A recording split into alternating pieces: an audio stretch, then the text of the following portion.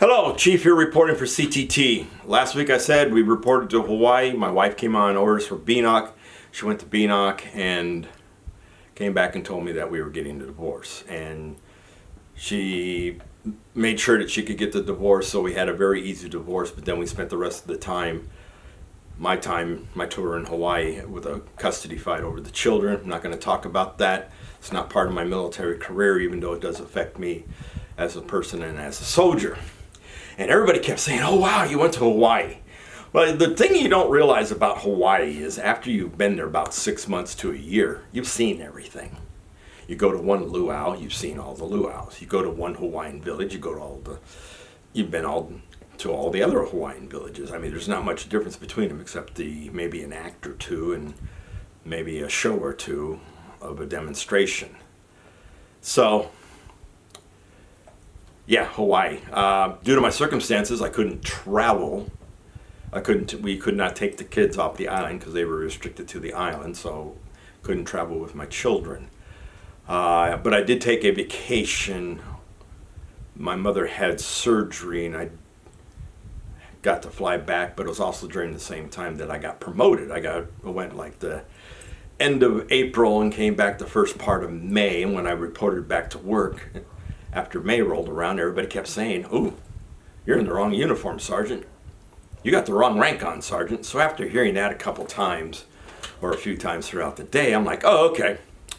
My battalion commander was my former executive officer of the battalion at Fort Riley. He was the first one when I got there. So I knew him, and he and I talked.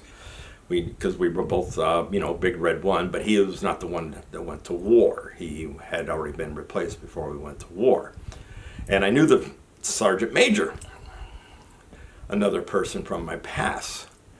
So I'm like, okay, enough of this. I called down to the battalion. I go, I get a hold of the Command Sergeant Major. I go, Sergeant Major, is the Colonel in? He goes, yes, Sergeant, why?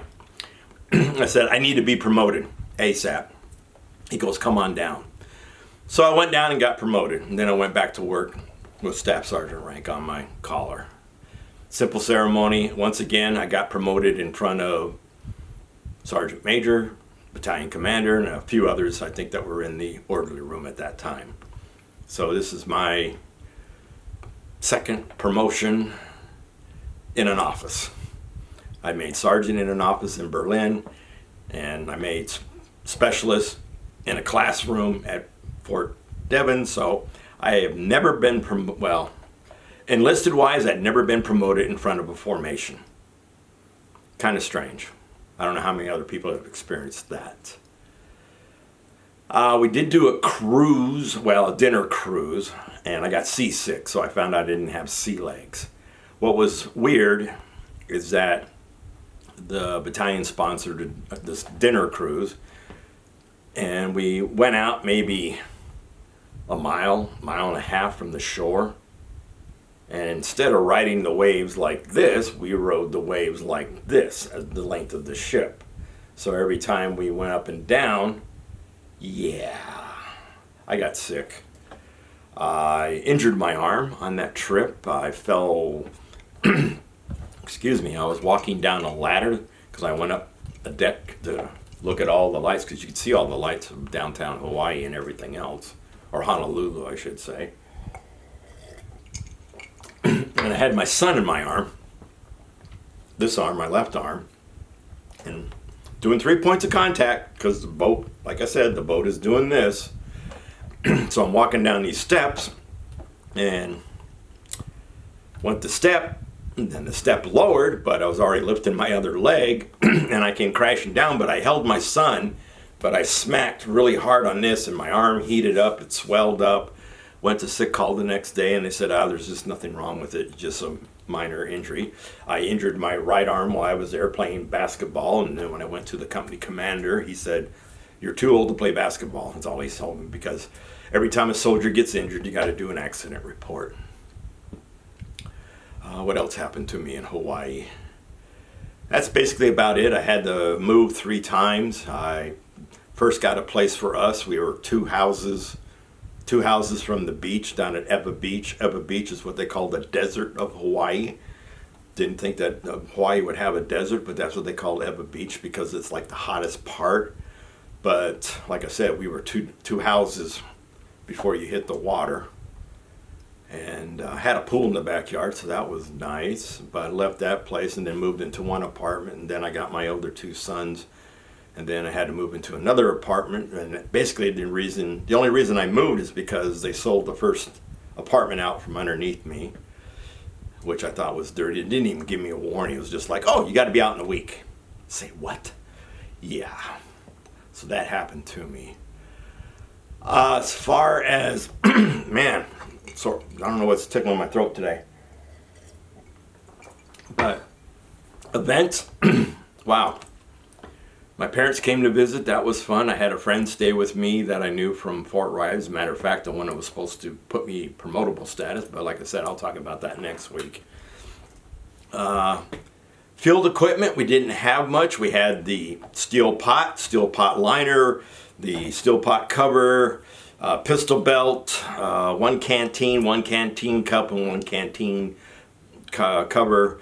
And we had the parka, which we had to fold really neat and then slip it over our belt, our pistol belt, and then put some blousing rubbers around it to hang on to make sure it's secured to the belt so it wouldn't fall off, because it could rain anytime in Hawaii if you're out in the field or out doing your army training for the day, because we did do that. We had obstacle course. We, of course, had to go to the range, so we had the minimum stuff to go to a range. And but that was it. One of my company commanders, he wanted to take us out to the field, but then he was basically told that we'd all have to get issue, and that wasn't authorized. I mean, sleeping bags, tents, whatever. I mean, we did not have the equipment to go out to the field.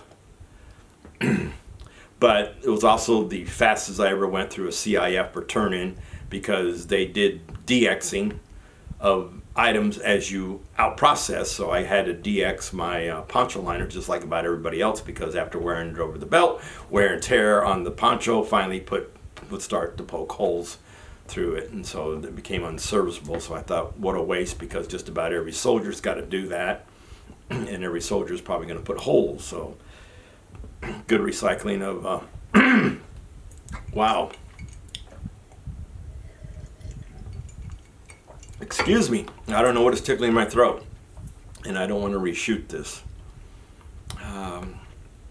Can't really think of much else in Hawaii. Like I said, I got promoted.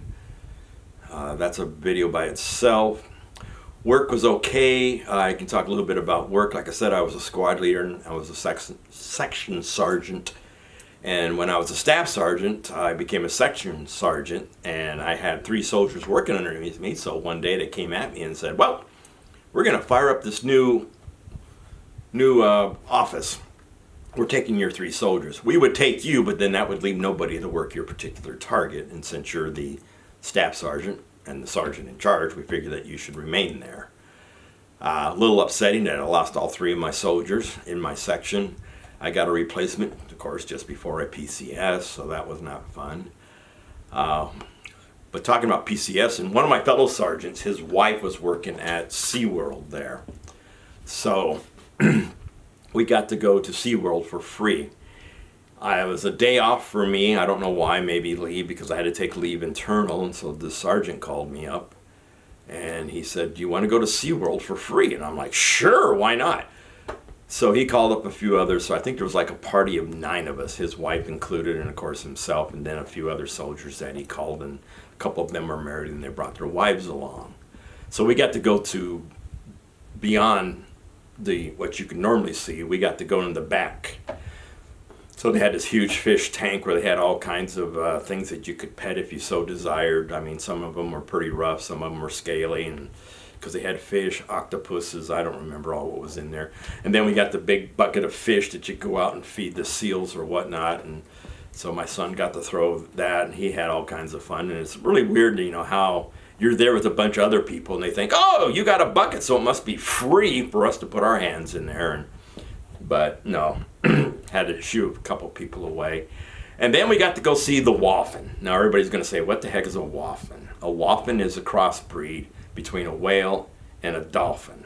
But we got to see it up close rather than in the show. I used to have a postcard of it, So if you don't believe me, look it up. There is such thing as a waffin. I can't remember what the mother was, but we also met the mother. And then they had this other tank, or pool, I guess you should call it, where the three ladies were. Now the three ladies were show dolphins. They had, I don't know how many altogether, but these were taking a break or taking a rest and being retrained or whatnot. And then they had a little walk down so you could go and, get to the glass partition and see them underwater. And then they had a speaker system so you could talk to them. But of course, everybody's banging on the glass. They said, no, don't do that. Just talk. They'll come to you. I got down there after the crowd departed because it wasn't that big of a room. So the one of the people walking us around, besides the sergeant's wife, had another employee there. And she's like, well, talk to him. I talked to him. The three ladies came up to the glass. She says, talk a little bit more. So I did. And they were chattering or chittering or whatever their language is called, or the noises that they make. She goes, let's go upstairs. So I went back upstairs, or up on the deck. She goes, call him. And I just said, hello, come here. They did that tail dance on the surface of the water. All three of them did, looking at me. And the employee, she goes, what do you do? I said, well, excuse me? She goes, what do you do for an occupation? I said, the same as so-and-so husband. He and I do exactly the same job. We all work, at the tunnel. Everybody knows what you're talking about when you say the tunnel. The tunnel's underneath the pineapple field.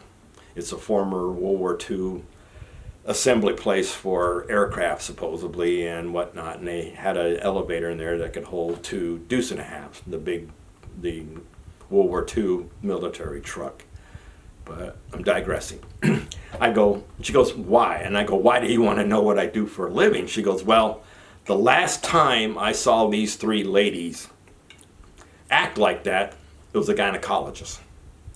I was like, oh, okay, I'm impressed. She goes, you have an appeal, or they really like you. And I said, maybe it's my voice, because I've been told by some other females that my deep voice is a turn-on for them. Well, that's a few stories about Hawaii. That's a greater share of it. Like I said, I'll talk about my promotion next week, because it'll probably be the whole video, and if not, maybe I have to break it down into 2 parts. I hope not. I hope I just don't ramble on. So this is Chief. Remember, freedom's not free. Thank a vet, hug a vet, kiss a vet if you got that. And if you're really special, sleep with one.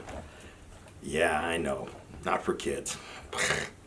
So this is Chief signing out. See you next week.